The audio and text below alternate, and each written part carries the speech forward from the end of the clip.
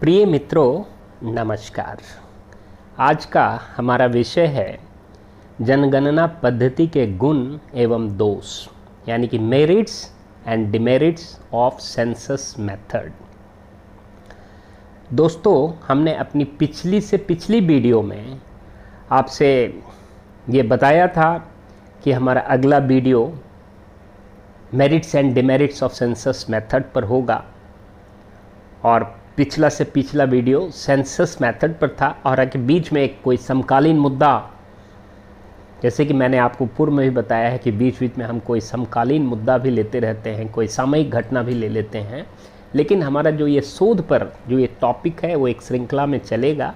बीच बीच में कहीं पर कोई घटना घट गई, जैसे हिसार में बहुत जोर की आंधी तूफान और उसके साथ बारिश आई, तो मैंने एक वीडियो बीच में बना डाला और उसमें भी कई ज्ञान की बातें हैं। जैसे कि पीस टू कैमरा के बारे में मैं उसको भी अगर आप देखें तो उसमें पीस टू कैमरा के बारे में थोड़ी सी जानकारी मिलती है। जैसा कि हम जानते हैं कि जो पीस टू कैमरा होता है वो ऑन द स्पॉट रिपोर्टिंग का होता है। जैसे अभी जो मैं वीडियो बना रहा हूँ ये ऑन द स्पॉट जैसी चीज़ नहीं है, सीधा ज्ञान दिया जा रहा है। लेकिन जब बारिश हो रही है, आंधी आ रही है, तूफान हो रहा है और बाद में फिर बारिश आ रही है, तो उस पर जो शूटिंग किया गया था उसमें यही वीडियो वक्ता रिपोर्टर की हैसियत से आंधी तूफान का कवरेज कर रहा है। उसको हम कहते हैं ओपनिंग पीटीसी, यानी कि ओपनिंग पीस टू कैमरा। और बीच में जब आंधी तूफान बहुत तेज़ चल रहा है तो उसको हम कहते हैं मिड पीस टू कैमरा और ब्रिज पीस टू कैमरा। और बाद में जब बारिश आती है और आंधी तूफान रुक जाता है और पूरी घटना समाप्त हो जाती है एक प्रकार से, तो अंत में जो बारिश की बूंदें गिर रही है और पूरी प्रकृति में एक शांति सी दिख रही है, उसको कहते हैं हम क्लोजिंग पीस टू कैमरा। तो अगर आप उस तरह का वीडियो भी देखते हैं तो उसमें भी कई मास कम्युनिकेशन की जानकारी छुपी है और कई समसामयिक वीडियो हम बीच बीच में भी बनाते रहते हैं।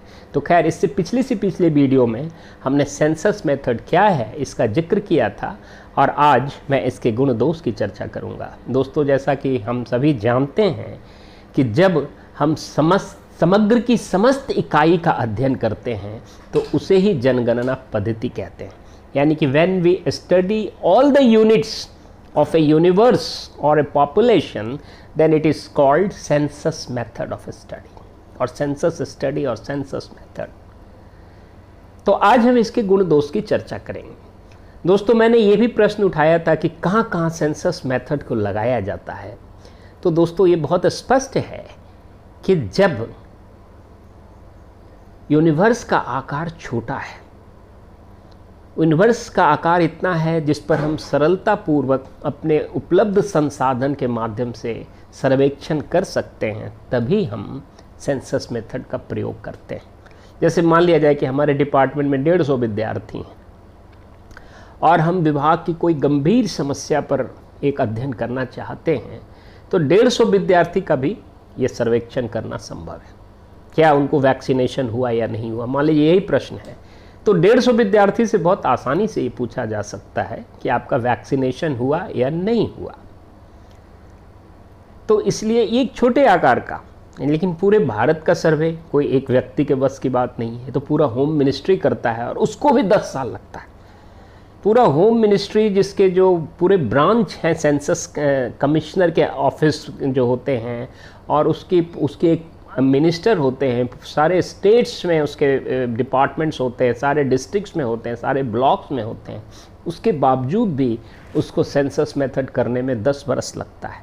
लेकिन हम लोग भी अपने विधि के तहत अगर यूनिवर्स का आकार छोटा है, जैसा कि मैंने अपने पिछली वीडियो में बताया था कि एक गांव का सर्वेक्षण किया गया था हम लोगों के द्वारा, जिसमें पूरे गांव में मात्र 200 फैमिली थी और हम 50 विद्यार्थी के साथ गांव में पहुंचे थे।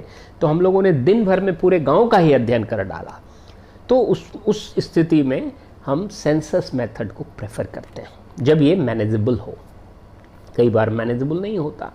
अब पूरे मान लीजिए हरियाणा की मिट्टी का हमको सर्वेक्षण करना हो, तो हर जगह की मिट्टी की खुदाई करके सर्वेक्षण नहीं हो सकता, ये संभव ही नहीं, सरकार भी नहीं कर सकती। तो मिट्टी का सैंपल लिया जाता है, जिसकी चर्चा हम बाद में करेंगे। तो सबसे पहले इसकी जो उपयुक्तता है कि सेंसस मेथड कहाँ लगाया जा सकता है, तो सबसे पहले अगर बहुत ही इंटेंसिव स्टडी किसी मुद्दे पर करना है तो थोड़ा अधिक संसाधन भी लगे, थोड़ा अधिक मेहनत भी लगे, थोड़ी अधिक ऊर्जा भी लगे, तो भी अगर अध्ययन बहुत गहन करना है तो हम सेंसस मेथड का प्रयोग कर सकते हैं। और अध्ययन में अगर बहुत ज़्यादा परिशुद्धता की आवश्यकता है, बहुत ज़्यादा विशुद्धता की आवश्यकता है, बहुत ज़्यादा यथार्थता की आवश्यकता है, यानी बहुत हाई लेवल ऑफ एक्यूरेसी की ज़रूरत है उस समस्या विशेष के अध्ययन में, तो हम वहाँ भी सेंसस मेथड को पसंद करते हैं। लेकिन अब सेंसस मेथड के गुण क्या हैं? सबसे पहला तो इसका यही गुण हुआ कि यह अध्ययन बहुत एक्यूरेसी बताता है, इसमें बहुत एक्यूरेसी होता है। जैसे मान लिया जाए, एक उदाहरण के रूप में मैं बता रहा हूँ कि मान लिया जाए कि हमारे फर्स्ट ईयर में 50 विद्यार्थी हैं और 50 विद्यार्थी में हमने 10 बच्चे का सैंपल किया कि भाई आपको वैक्सीनेशन हुआ है कि नहीं हुआ है। उसमें 8 बच्चे ने कह दिया कि हमें वैक्सीन लग गया, कोविशील्ड का फर्स्ट डोज लग गया। अब हमने 50 विद्यार्थी पर ये बात जब आजमाई तो पता चला कि 25 विद्यार्थियों को लग गया।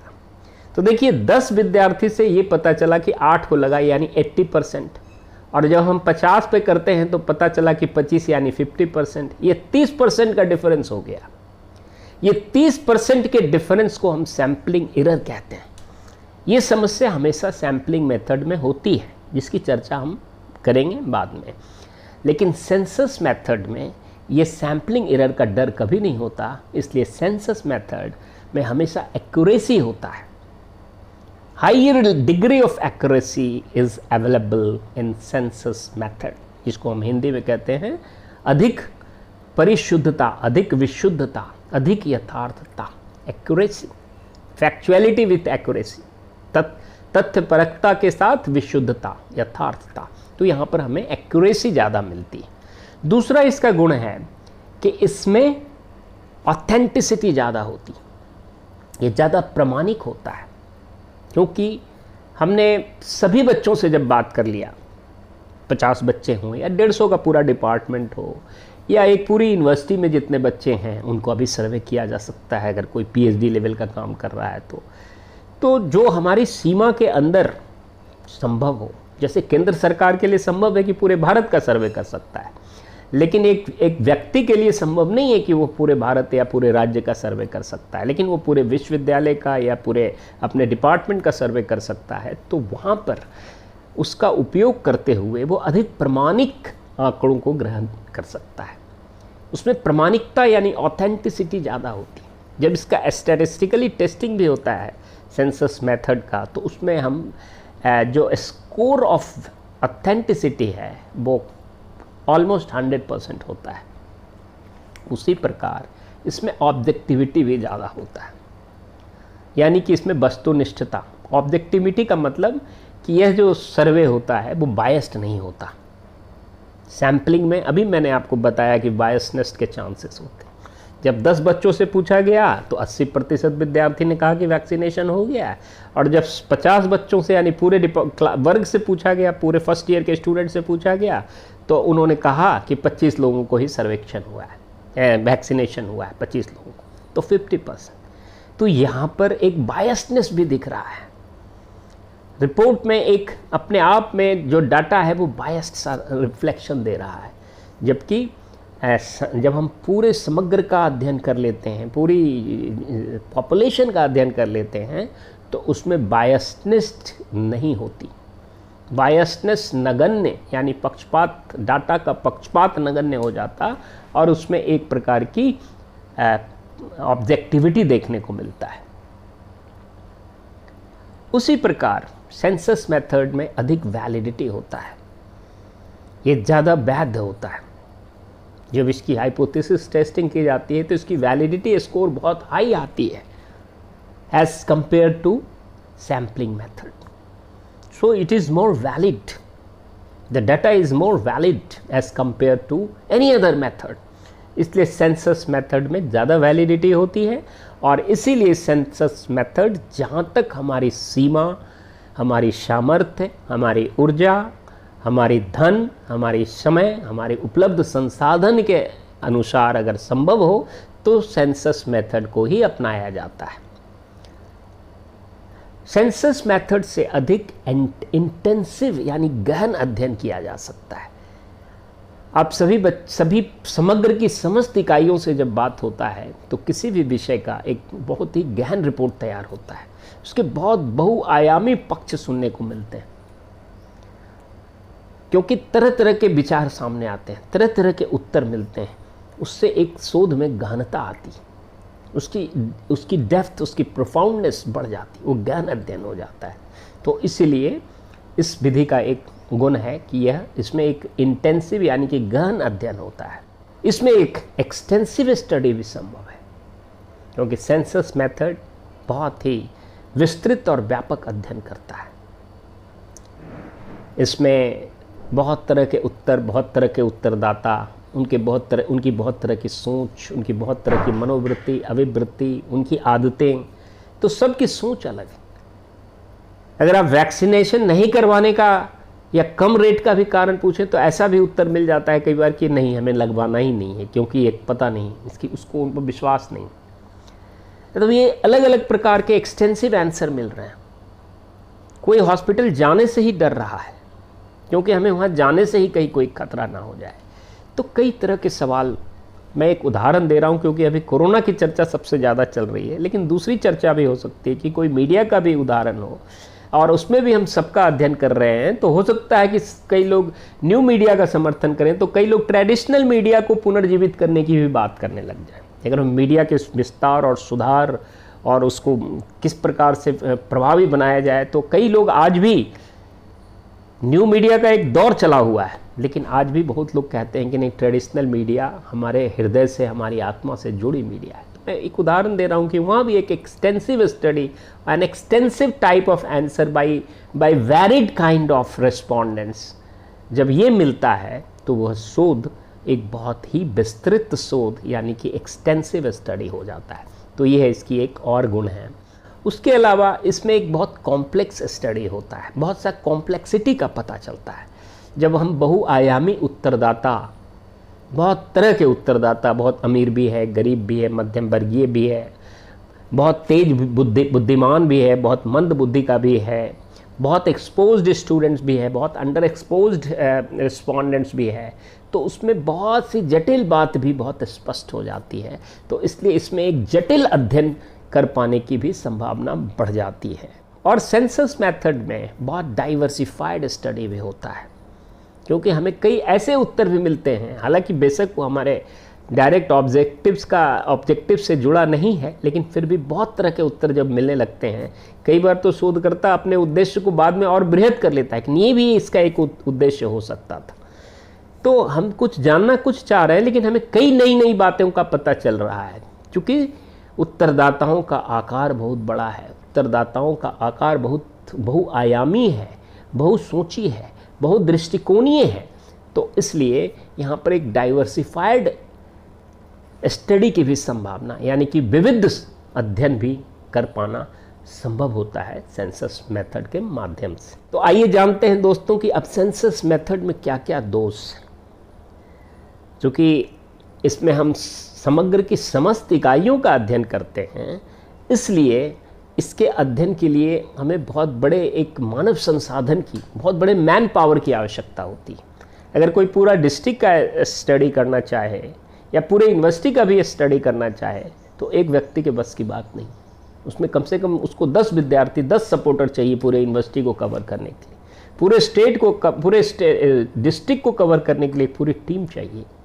जैसा कि मैंने अपनी पिछली वीडियो में बताया था कि एक हिसार संस्करण किसी अखबार का निकल रहा था वर्ष 2000 में, उन्होंने पूरे हिसार का सर्वेक्षण कर दिया था, लेकिन उनके जितने स्टाफ्स थे वो सब ऑन ड्यूटी उन्होंने सर्वे किया, क्योंकि उन्होंने अखबार को शुरू करने से एक वर्ष पूरी ही सबको नौकरी दे दी थी और पूरी टीम को लगा दी। उसके अलावा भी कई लोगों को कॉन्ट्रैक्ट पर उन्होंने हायर किया और एक अच्छा खासा रकम खर्च करने के बाद उन्होंने पूरे शहर का अध्ययन किया।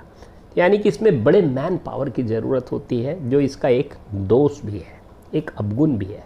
सैम्पलिंग मेथड में ऐसा नहीं होता। हम थोड़ा सा सैंपल लेकर भी उसका अगर अध्ययन कर लेते हैं तो हमें कई बार बड़े अच्छे सैंपल्स के रिजल्ट भी मिलते हैं, जिसके गुण दोष की चर्चा हम बाद में करेंगे।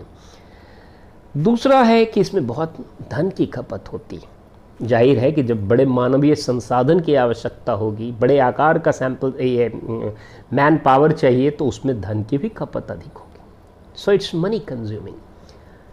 उसमें ऊर्जा की भी खपत अधिक होगी और उसमें समय की भी खपत अधिक होगी। इसलिए इसके जो डिमेरिट्स हैं कि इसमें बहुत बड़े मानव संसाधन की आवश्यकता होती है, इसमें समय अधिक लगता है, इसमें धन अधिक लगता है, इसमें ऊर्जा अधिक लगता है और इसमें दूसरे प्रकार के भौतिक संसाधन की भी आवश्यकता बढ़ जाती है।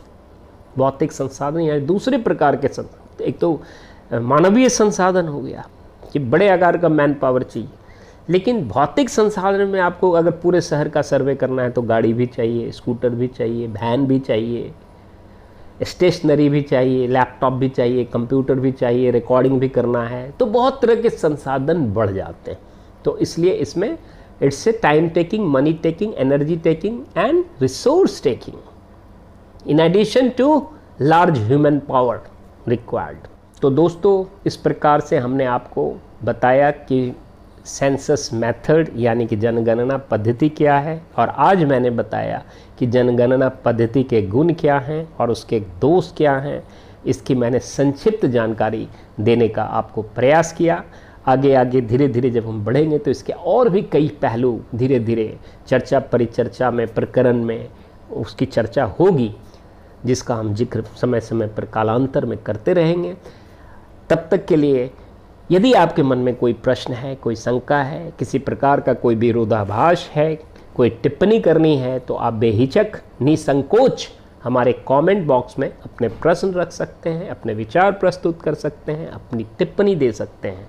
तो दोस्तों, तब तक के लिए इजाज़त, धन्यवाद और नमस्कार।